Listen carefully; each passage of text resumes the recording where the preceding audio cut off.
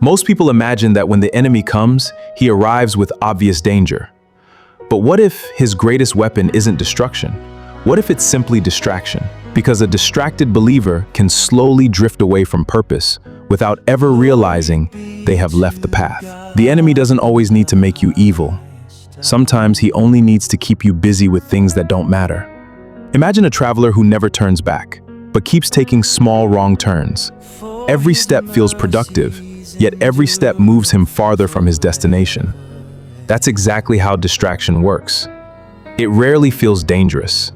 It usually feels important. Every unnecessary argument, every endless scroll, every wasted hour, none of them look like spiritual warfare, yet together they quietly steal your attention. Before Satan can destroy a destiny, he first tries to divide your attention. Fish are never caught because they love the hook. They're caught because they can't resist the bait. Distraction is spiritual bait. It promises pleasure, but slowly steals purpose. Not every opportunity comes from God. Some opportunities simply come to interrupt what God already asked you to do. In a quiet home in Bethany, two sisters welcomed the same guest into their home. Let's picture this scene. Martha was busy serving. Mary was sitting still, simply listening.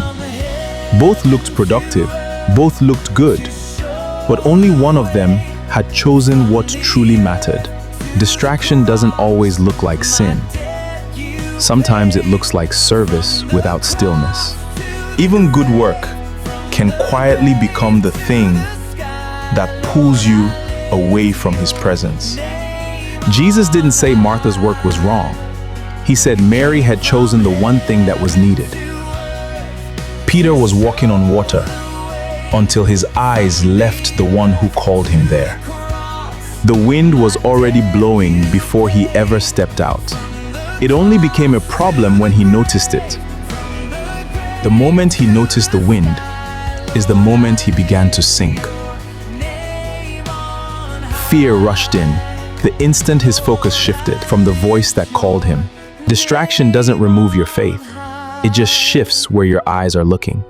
Always remember this. Storms will always compete for your attention, but only Christ is worthy of your focus.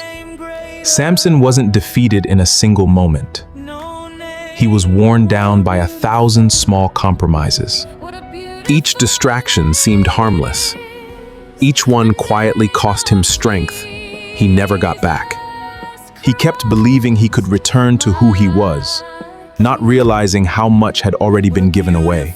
The danger was never the enemy in front of him.